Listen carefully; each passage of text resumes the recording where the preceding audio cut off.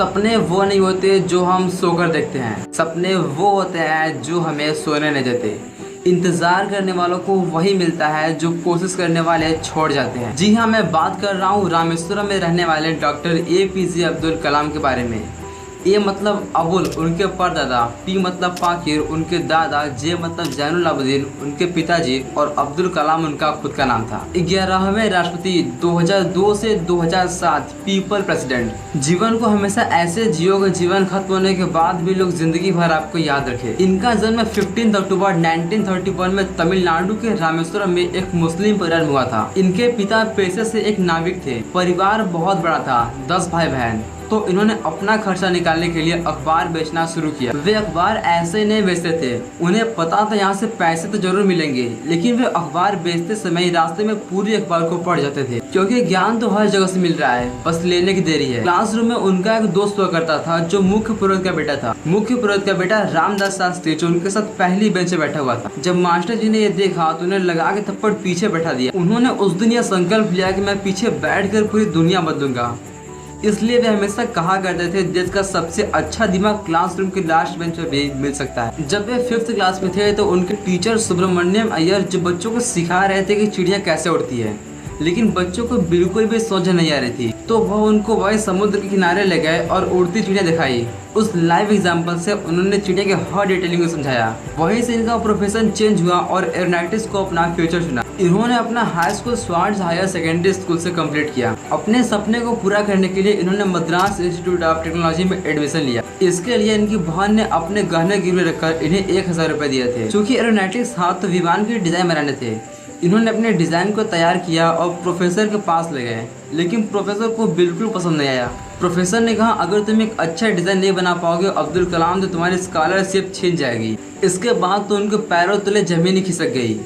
उन्होंने टीचर से 1 महीने की मोहलत मांगी, लेकिन प्रोफेसर ने कहा सिर्फ 3 दिन। इसके बाद 3 दिन लगातार मेहनत करने के बाद इन्होंने अपने डिजाइन को तैयार किया और प्रोफेसर के पास ले गए। प्रोफेसर भी यह देखकर हैरान रह गया और उसके आंखों में आंसू आ गए। इसके बाद इन्होंने MIT की परीक्षा अच्छे नंबरों से पास। आखिर अपने सपने को पूरा करने का एक अवसर इनके पास एक इंटरव्यू के रूप में आया, जो था इंडियन एयरफोर्स ऑफ देहरादून। लेकिन इनका यह सपना अधूरा ही रह गया, क्योंकि इस इंटरव्यू में 2500 शामिल हुए थे और केवल 8 लोगों को ही सेलेक्ट किया जाना था और कलाम जी का पोजीशन था 9th। जब उनका इंडियन एयरफोर्स में सिलेक्शन नहीं हो पाया तो उन्होंने 1958 में DRDO defence research and development organisation को ज्वाइन कर लिया। ज्वाइन करने के कुछ साल बाद ही इनकी मुलाकात विक्रम साराभाई से हुई, जहां इन्हें उनके प्रोजेक्ट इंकोस पावर में प्रमोट कर दिया गया, जहां उनका मिशन था इंडिया को पहली सैटेलाइट की उड़ान भरना। 1963 में उन्हें विक्रम साराभाई की टीम से सेलेक्ट किया गया और ट्रेनिंग के लिए नासा भेज दिया गया। जब उन्होंने शुरुआती टीम इसरो को ज्वाइन किया था तो उसमें कोई भी इन्वेस्टर नहीं था। उन्होंने सेंट मेरीज चर्च को अपना ऑफिस बनाया, जहां पर सारे साइंटिस्ट नासा से ट्रेन होकर आए थे। उन्होंने समुद्र के किनारे बीच पर अपने रॉकेट का लॉन्च पैड बनाया और अस्तबल या कह लीजिए गौशाला को अपने लेबोरेटरी बनाई और चर्च के फादर के घर को अपना वर्कशॉप बनाया। रॉकेट के पार्ट्स को लॉन्च पैड तक ले जाने के लिए उनके पास कोई भी साधन अवेलेबल नहीं था, तो उन्होंने साइकिल और बैलगाड़ी की मदद से इन पार्ट्स को लॉन्च पैड तक ले गए। इतनी सारी मुश्किलों के बाद 21 नवंबर 1963 में इंडिया ने आकाश की तरफ अपना पहला कदम रखा। 1969 में कलाम जी इंडिया के पहले सैटेलाइट लॉन्च व्हीकल SLV के प्रोजेक्ट डायरेक्टर थे। 10 साल की कड़ी मेहनत के बाद इस रॉकेट को खड़ा किया गया और फाइनली वो दिन आ ही गया जब इसे अगस्त 1979 में लॉन्च किया गया। लेकिन कुछ टेक्निकल इशू के कारण यह रॉकेट फेल हो गया। अब जब यह रॉकेट फेल हो गया तो सारे लोग इन पर क्लेम करने लगे।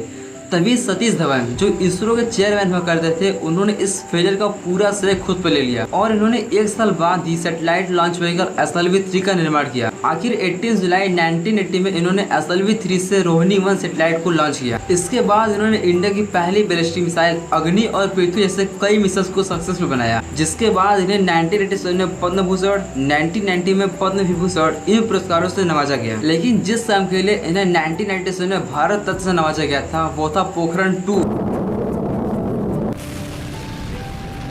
जब इन्होंने PSLV को सफल बनाया उसी समय 1993 में विश्व में न्यूक्लियर पावर की बात चलने लगी। उस समय के पावरफुल देश नहीं चाहते थे कि कोई भी कंट्री न्यूक्लियर वेपन बनाए। इसके लिए वे कई सैटेलाइट से भारत पर कड़ी नजर रखते थे। इससे बचने के लिए उन्होंने 3 तकनीकें अपनाई। पहला, उन्होंने सारे साइंटिस्ट को आर्मी के ड्रेस में डाल दिया, जिससे अगर कोई भी सैटेलाइट आएगा तो उन्हें लगेगा या तो नॉर्मल आर्मी है। दूसरा, सारा काम तभी करेंगे जब एक सैटेलाइट जाएगा और दूसरा आने वाला होगा। तीसरा, काम करने के बाद जमीन को ऐसे साफ करना जैसे यहाँ पर कुछ हुआ ही ना हो। यहाँ तक कि यहाँ के गांव वालों को भी नहीं पता चल पाया कि यहाँ पर क्या हो रहा है। उनकी 5 सालों की कड़ी मेहनत के बाद भारत ने 1998 में ऑपरेशन शक्ति नाम से परमाणु परीक्षण कर दिया। उन्हीं प्रयासों से आज भारत परमाणु समृद्ध राष्ट्र बन पाया है।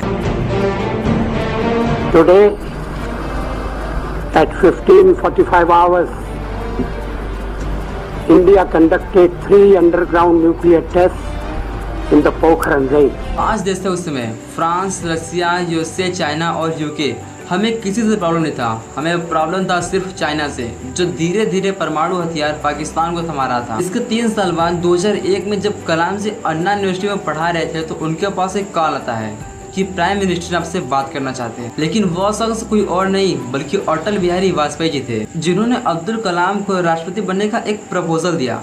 लेकिन यह बात कलाम जी के लिए बिल्कुल अनबिलीवेबल था। इसके लिए उन्होंने 2 घंटे की मोहलत मांगी। इस 2 घंटे में उन्होंने विचार किया इंडिया को 2020 तक एक डेवलपमेंट कंट्री लाने का, जिसका सपना उन्होंने बहुत पहले ही देख लिया था। फिर 2 घंटे बाद उन्होंने जो जवाब दिया उसके बाद 25 जुलाई 2002 को इंडिया के 11th प्रेसिडेंट बने। इसके बाद ही उन्हें जब कहीं मौका मिलता तो वे स्टूडेंट को पढ़ाने लगते। उन्हें टीचिंग के प्रोफेशन से बहुत लगाव था, यहाँ तक कि वे अपने जीवन के आखिरी क्षण में भी स्टूडेंट को पढ़ा ही रहे थे। 25 जुलाई 2015 जब वे हार्ट अटैक के कारण गिर गए तब भी वे शिलोंग के इंडियन इंस्टीट्यूट ऑफ मैनेजमेंट में पढ़ाने के लिए आए। मरने के बाद भी उनके अंतिम संस्कार में 35,000 से भी अधिक लोग आए थे। यह सिर्फ एक मिसाइल मैन ही नहीं बल्कि पीपल प्रेसिडेंट और कई रूपों में आज भी देश के सभी लोगों के दिलों में बसे हुए हैं। अब आपकी बारी है कि आप डॉक्टर APJ अब्दुल कलाम की इनमें से कौन सी बातों को अपने डेली लाइफ रूटीन में इनकॉर्पोरेट करना चाहोगे। वैसे इस वीडियो में आपको कौन सी बात ज्यादा अच्छी लगी हमें कमेंट बॉक्स में जरूर बताइएगा। मिलते हैं ऐसा ही नए वीडियो के साथ, तब तक के लिए जय हिंद, वंदे मातरम।